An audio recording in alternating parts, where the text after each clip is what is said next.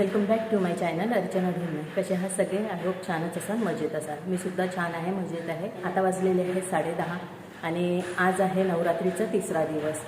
नवदुर्गेतील चंद्रघंटा देवी दुर्गेचे हे तिसरे स्वरूप आहे. तर आजचा रंग आहे लाल. तसा लाल ड्रेस मी घातलेला आहे. तर सकाळची सुरुवात माझी चहापासून स्टार्ट झालेली आहे, दाखवलेलंच आहे तुम्हाला मी. आणि आता स्वयंपाकाची तयारी करून घेते.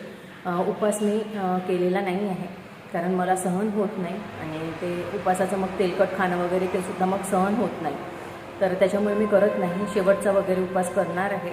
आणि आज दिवसभरात काय काय होणार आहे ते तुमच्यासोबत मी शेअर करणार आहे. काही टिप्स शेअर करणार आहे तुमच्यासोबत. तर व्हिडिओसोबत अशीच कनेक्ट राहा. मी पूजा वगैरे करून घेणारच आहे. टमॅटो नाही आहे. आता विचार येते की टमॅटोशिवाय भाजी कशी करायची, पण चला, नाही असलं एखाद्या वेळेस तर सगळ्या गोष्टी नसते ना, कधी कमी जास्त होतच असतात. म्हणजे कधी कोथिंबीर नाही राहणार तर कधी टमॅटो नाही राहणार. तर चला, हे सगळ्या गोष्टी आपण मॅनेज करूनच आजचा स्वयंपाक करणार आहोत, आलूची भाजी. तर असेच व्हिडिओसोबत कनेक्ट राहा आणि चला.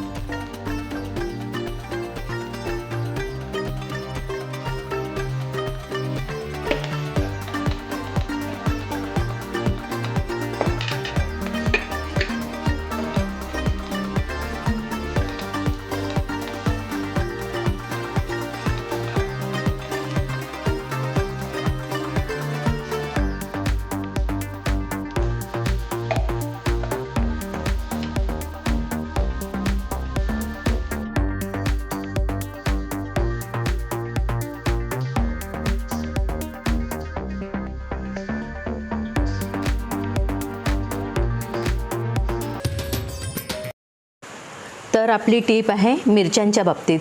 तर मिरच्या स्टोअर करून ठेवतो आपण, पण बरेचदा फ्रीजमध्ये त्या चिमल्यासारख्या होतात. त्याच्यामुळे आपल्याला काय करायचं आहे, एका गंजामध्ये आपल्याला भरपूर असं पाणी घ्यायचं आहे. थोडंसं मीठ टाकून मिरच्या छानपैकी धुवून घ्यायच्या आहे. त्यानंतर चाळणीमध्ये आपण काढून घेणार आहोत. 2-3 तास मी अशाच नॅपकिनवर ठेवलेले आहेत. 2-3 तासानंतर आपल्याला एका कंटेनरमध्ये ते भरून ठेवायचं आहे. तर 1 महिना या मिरच्या आपण अशाच ठेवल्या तर टिकून राहतात. टिश्यू पेपर ठेवणार आहे. त्यानंतर मिरचीचे देठं काढून छानपैकी मी स्टोअर करून ठेवणार आहे. 1 महिना मिरच्या जशाच्या तशा राहतात. तर ही टिप तुम्ही नक्की ट्राय करून बघा.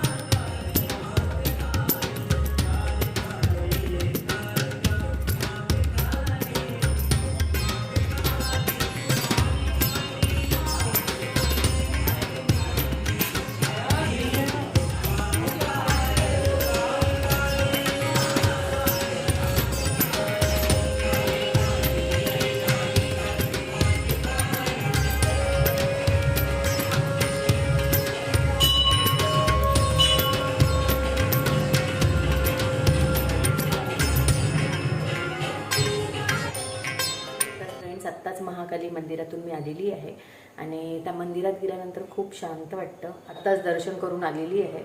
आता स्वयंपाकाची रात्रीची तयारी आहे सुरू, कारण दिवसभरात तुमच्यासोबत मी बोलली नाही. तर काही टिप तुमच्यासोबत शेअर केलेलीच आहे मी मिरचीचे. तर आणखीन एक गोष्ट म्हणजे आपण नेहमी चहा करत असतो, मी चहामध्ये नेहमी मसाला टाकत असते, तर तो मसाला कुठला आहे तर मी ते तुमच्यासोबत शेअर करणार आहे. 2 प्रकारे मी मसाला तयार करून ठेवते. म्हणजे अद्रकाचं पावडर आहे आणि याच्यामध्ये विलायची अद्रक असं पावडर मी करून ठेवते. कलमी वगैरे टाकते याच्यामध्ये आणि लवंग थोडीशी, आणि तेच तुमच्यासोबत शेअर करणार आहे मी. आलं आपल्याला स्वच्छ धुवून घ्यायचं आहे. त्याच्यानंतर त्याचे कट करून घेतलेले होते मी बारीक बारीक, आणि ते मग 8 दिवस झाले वाळवायला ठेवलेलं होतं. तर घरातच वाळवलेलं आहे मी, ऊन नाही दाखवली कारण उन्हामध्ये मग त्याचं स्मेल वगैरे चालली जाते. ते वाळलेलं आहे तर म्हटलं चला ते सुद्धा मी आता पावडर तयार करून ठेवते, कारण आता दोन्ही पावडर संपलेले आहे. तर हे पूर्ण वाळलेलं आहे. तर हे बघू शकता, हे आहे आलं वाळलेलं.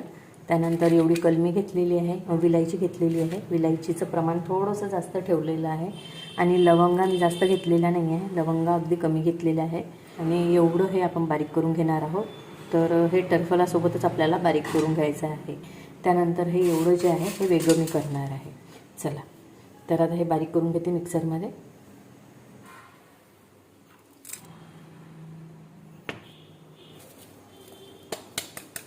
हे लगेचच भरणीमध्ये भरायचं नाही आहे. त्यानंतर आपण जे आलं आहे ते टाकून घेणार आहोत. फक्त आल्याचं पावडर तयार करणार आहोत आपण. तर हे सुद्धा बारीक झालेलं आहे. अशा प्रकारे आपण छानपैकी मसाले तयार करून घेतलेले आहेत आणि अजिबातच जास्त वेळ लागलेला नाही आहे. आता याचं एक वैशिष्ट्य म्हणजे काय, आपल्याला हे जे आहे आल्याचं जे पावडर आहे, तर सर्दी खोकला आहे, व्हायरल सुरू आहे, जिकडे तिकडे वातावरणामध्ये चेंजेस झालेले आहे, सर्दी खोकल्याचं प्रमाण जरा जास्तच आहे आता. तर काय करायचं, आता मी तुम्हाला एक करून दाखवते, दिसत असेल तुम्हाला, थोडंसंच घेतलेलं आहे.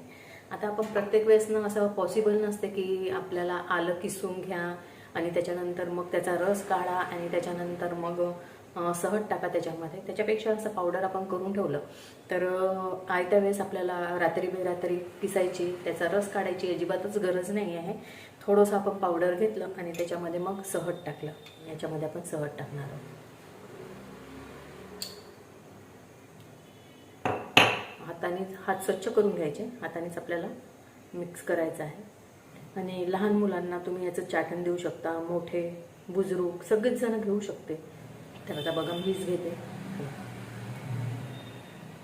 आताही घशाला ना असं झोंबत आहे ते आलं, तर हे खूप बेस्ट आहे. तर असं करून ठेवलं ना, रात्री बेरात्री खोकला आला किंवा बुजुर्ग लोक वगैरे असले घरी, लहान मुलं असले, तर हे करून ठेवायला काहीच हरकत नाही.